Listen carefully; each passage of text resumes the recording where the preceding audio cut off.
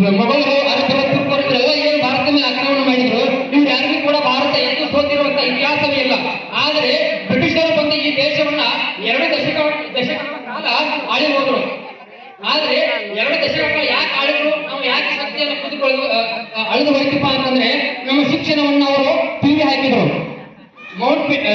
Macaulay ಅಂತಕ್ಕಂಥ ಒಬ್ಬ ಶಿಕ್ಷಕ ತಜ್ಞನನ್ನ ಭಾರತಕ್ಕೆ ಕರೆಸಿರ್ತಕ್ಕಂಥ ಬ್ರಿಟಿಷರು ಹೇಳಿದ್ರು, ಭಾರತವನ್ನ ನಮ್ಮ ತೆಕ್ಕಿಗೆ ತೆಗೆದುಕೊಳ್ಳಕ್ ಆಗ್ತಾ ಇಲ್ಲ, ನಮ್ಮ ಭಾರತವನ್ನ ನಾವು ಆಳಬೇಕು ಅಂತಂದ್ರೆ ಏನು ಮಾಡಬೇಕು ಅಂತಂದಾಗ ಮೆಕಾಲೆ ಹೇಳಿದ, ಇಡೀ ಭಾರತವನ್ನ ಪರ್ಯಟನೆ ಮಾಡಿ 1835ರಲ್ಲಿ ಮೆಕಾಲೆ ಹೇಳ್ತಾನೆ, ಭಾರತ ಇನ್ನು 500 ವರ್ಷಗಳ ಕಾಲವಾದರೂ ಕೂಡ ಭಾರತ ನಿಮ್ಮ ತೆಕ್ಕಿಗೆ ಬರುವುದಿಲ್ಲ. ಯಾಕೆ ಅಂತಂದ್ರೆ ಭಾರತದ ಶಿಕ್ಷಣ ಅಷ್ಟು ಬಲಿಷ್ಠವಾಗಿದೆ.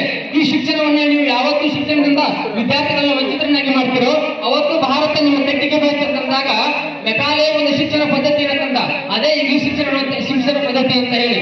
ಆ ಶಿಕ್ಷಣವನ್ನು ಕಲಿಸ್ತಾ ಇದ್ದಂತ ಗುರುಗಳು ಏನಿದ್ರಲ್ಲ ಅವತ್ತಿನ ಸಂದರ್ಭದಲ್ಲಿ ಬ್ರಾಹ್ಮಣರು ಅಂತಿದ್ರು. ಆ ಬ್ರಾಹ್ಮಣರೇ ನಮಗೆ ಶಿಕ್ಷಣವನ್ನು ಕೊಡ್ತಾ ಇದ್ದಂತ ವ್ಯಕ್ತಿಗಳು.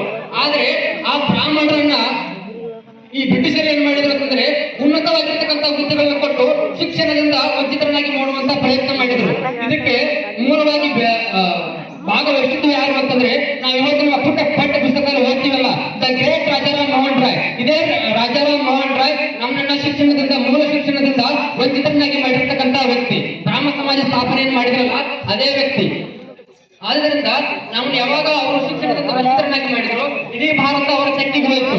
ಮುಂದೆ ಶ್ಯಾಮಜಿ ಕೃಷ್ಣ ವರ್ಮ, ಸಚೇಂದ್ರನಾಥ್ ಸಂಜಾಳ್ ಅಂತಕ್ಕಂಥ ಮಹಾನ್ ಶಿಕ್ಷಕರು ಬಂದಾಗ ಈ ಭಾರತ ದೇಶದ ಸತ್ವವನ್ನು ನಮಗೆ ಬೋಧಿಸಿದಾಗ ನಮಗೆ ಇರ್ತಕ್ಕಂಥ ಆತ್ಮ ಜಾಗೃತಿಯಾಗಿ ಮತ್ತೆ ಹೊಳಿ ನಾವು ಶಕ್ತಿಯುತರಾಗಿ ಬ್ರಿಟಿಷರನ್ನ ಈ ಭಾರತದಿಂದ ಓಡಿಸ್ತೀವಿ. ಯಾವ ಕಾರಣಕ್ಕಾಗಿ ನಮ್ಮ ಶಿಕ್ಷಣ ಗಟ್ಟಿಯಾಗಿದೆ ಅಂತಕ್ಕಂಥದಕ್ಕಾಗಿ. ಅದಕ್ಕಾಗಿ ಈ ಕಾರ್ಯಕ್ರಮವನ್ನು ನಾವು ಯಾವ್ದಕ್ಕೆ ಮಾಡ್ತಾ ಇದ್ದೀವಿ ಅಂತಂದ್ರೆ ಅಂತಹ ಶಿಕ್ಷಕರವರು ನೋಡಿದ್ರೆ ಗೊತ್ತಾಗುತ್ತೆ ಅವ್ರು ಇರ್ತಕ್ಕಂಥ ಕಳೆ ಅಂತ